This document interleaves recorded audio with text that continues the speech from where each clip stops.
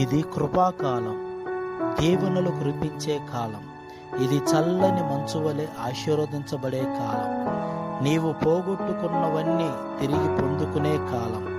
నీ స్థితిని చూసి నవ్విన వారే నిన్ను చూసి సిగ్గుపడే కాలం.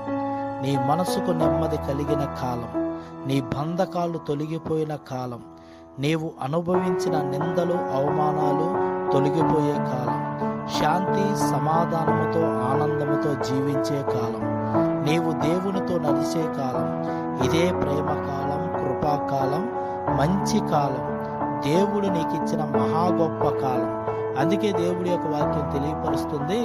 యెషయా 61వ అధ్యాయం 7వ వాక్యం మనం చదివినట్లయితే, మీ అవమానంకు ప్రతిగా రెట్టింపు ఘనత నొందుదరని దేవుడి యొక్క వాక్యం తెలియపరుస్తుంది. ఇది